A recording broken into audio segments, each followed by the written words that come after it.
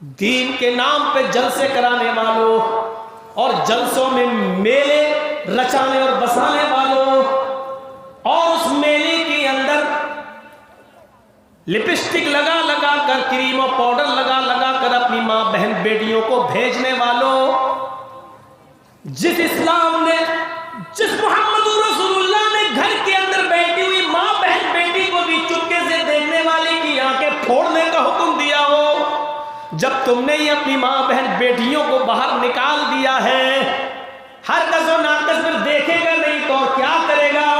मेरे भाइयों, जाहिर बात है जहां मिठाई होगी मक्खियां तो आएंगी ही, यहां पर फिर गुनाह कहां रह जाता है? यहां तो आंखों को ठंडा किया जाता है। मेरे भाइयों, गौर करो, अंदाजा लगाओ, क्या मौलाना जर्जीस के इस कुर्सी पर बैठने से पहले भी इतने लोग मौजूद थे? क्या यहाँ इतने लोग मौजूद थे? क्या फिर मौलवी जर्जीस के आ जाने के बाद मेला भी बंद हो गया? मौलाना जर्जीस के आने के बाद पब्लिक की तादाद भी बढ़ गई। इससे पहले आप कहां थे?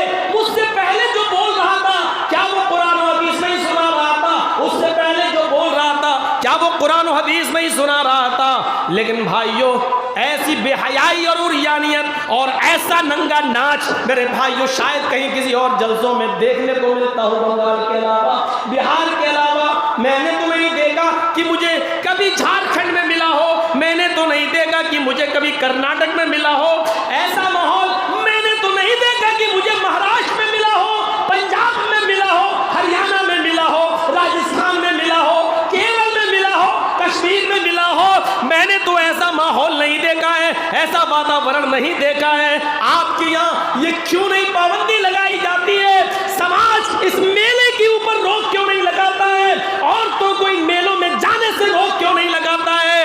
आपकी बहनें, आपकी बेटियां, और वो भी मेकअप करके इन मेलों में घूमती हैं और उनके पीछे लड़के भी घूमते हैं। कह लेने दो मुझे, हाँ हाँ, साफ साफ कह लेने दो, ऐसा लगता है जैसे एक कुतिया के पीछे 10-10 कुत्ते लगे हुए हों।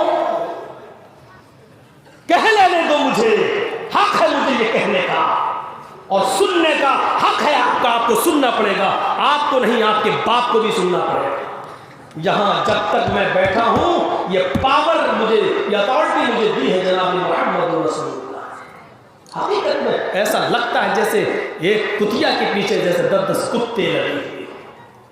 इतना डेंजर सुनने के बाद भी नहीं सुन रहे। कुत्ता बनना मंजूर है, लेकिन पीछा करना, छोड़ना मंजूर नहीं है। ये काम छोड़,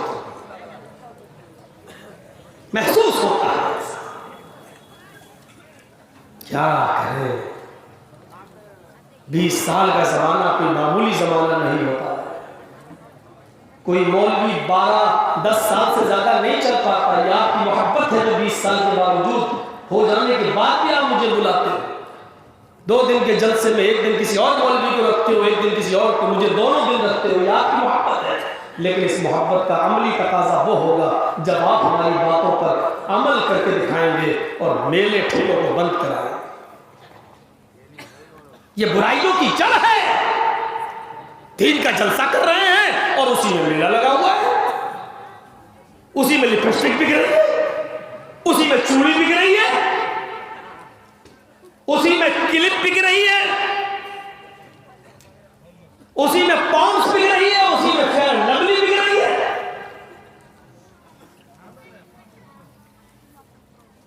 और हाथ दे देकर देखे चूड़ी आ रही, तेरी आ रही है। चूड़ी बेचने वाला हाथ पकड़ के चूड़ी पहनाता नहीं, टाइट है दूसरी, वो दूसरी पहनाता है। कितना बड़ा गुनाह है अपना हाथ किसी गैर औरत के हाथ में, मर्द के हाथ में दे देना। अल्लाह के नबी फरमाते हैं कि अगर कोई तुम्हारे सर पर लोहे की कील रख दे और हथौड़े से मार कर उसको ठोके, तो तुम अपने जिस्म के अंदर, अपने सर पर, अल्लाह के नबी फरमाते हैं कोई और नहीं, ये अल्लाह के नबी का फरमान है। मेरी कौम की बेटियों बहनों सुनो, अल्लाह के नबी का फरमान है कि कोई तुम्हारे सर पर लोहे की कील रख दे और हथौड़े से मार कर उसको ठोके और तुम्हारे सर में चुभो दे, तो तुम अपने सर पर लोहे की कील ठुकवा लेना, लेकिन अपना हाथ किसी गैर मर्द के हाथ में मत देना।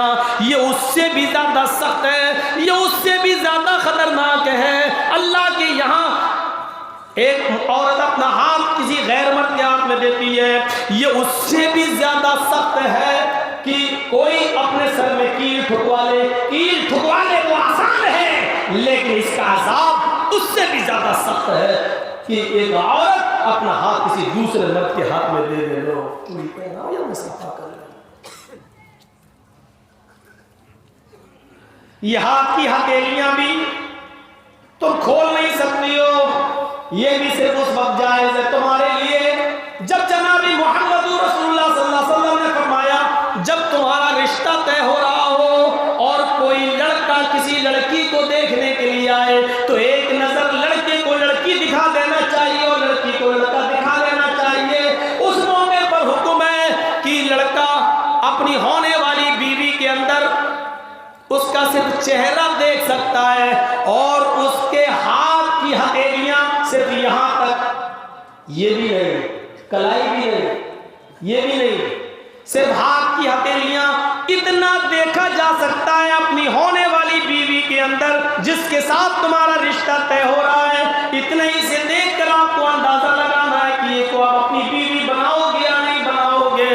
अपने होने वाले पति के लिए, जिसके लिए तुम पूरी जिंदगी भर हलाल होने के लिए जा रही हो, उसके लिए भी शादी से पहले चेहरा और हाथ की हथेली से ज्यादा उसको भी कुछ नहीं दिखा सकती हो। तो मेरी बहनों, फिर दूसरों के सामने हाफ हाफ आस्तीनों के कपड़े पहनना, कलाई ना खोल के चलना, टाइट ब्लाउज पहन के साड़ी का पेट का हिस्सा दिखाकर चलना, ये तुम्हें किसने इजाजत दे दी? ये तुम्हारे लिए किसने जायज बना